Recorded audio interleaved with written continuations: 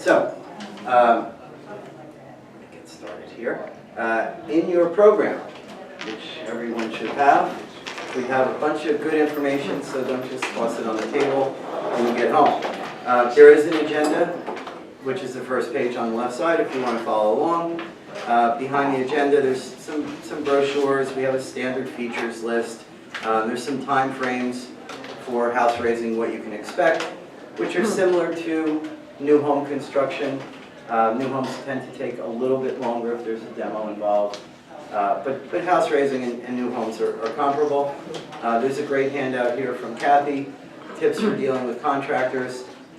One of the things I've written about in a blog for the last 4.5 years, one of the things that I've written the most about is how to avoid picking the wrong contractor, and most importantly, how to avoid getting ripped off once you are involved in a construction project. Everyone in this room is a seasoned professional. We feel that it does no one any good to have clients and homeowners be defrauded. It gives us all a bad name. So we spend a lot of time on that. Unfortunately, with what happened with Sandy, we had many people that came from out of state. We had many people that took advantage of people's distress. And there are dozens of horror stories. So we spend a lot of time on that.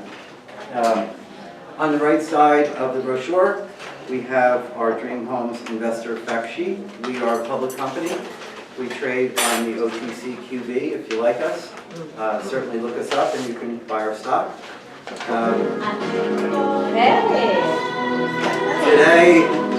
Today is going to be a great seminar. It's going to be a good seminar. Yeah, really is. Go ahead, your speech.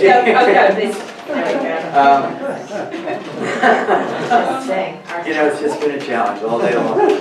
I also made a couple of copies of recent blogs that I've done. You can certainly go on the blog. It's a WordPress blog. It is searchable by subject and topic. So if you're doing a new home, you can search that. If you're doing an elevation, if you want to know about flood insurance, if you want to know about FEMA codes and maps and whatnot, I've been writing for the last 4 years about it, and it's helpful. It's helpful. It's very informative. So that's that. That's who I am and who we are and why do we do this. The reason we're changing, we're lifting our houses, we're building new houses. We have flood risk. We have flood insurance costs, which if you don't lift your house at least 1 foot above base flood will triple or quadruple at least. And we have the fact that we want to add or protect value.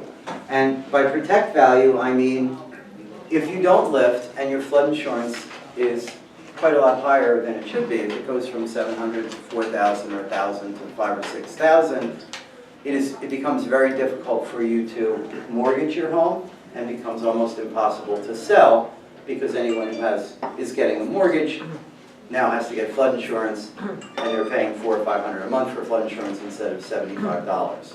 So that's why we're doing this. We're not doing it necessarily because we want to do it. Everybody here who was affected by Storm Sandy was quite happy in their house before the storm. Some skip here, you weren't, thank God. But if you were affected, then you know that you have to live, or you have to move. So that's why we're here, to try and help you through this. Okay. One of the first things that we always talk about, if you're trying to decide what to do and what to do with your house, we want to be lifting to at least base flood +1. The FEMA maps are not final. The FEMA maps are still not final after 4 years. As far as I'm concerned, I don't think they're ever going to be final. I'm through.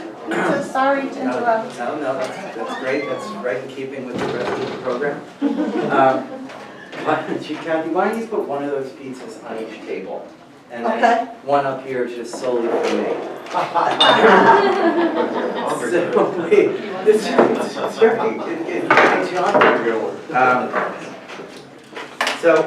So getting back to base flood, the state minimum is base flood +1. Base flood +1.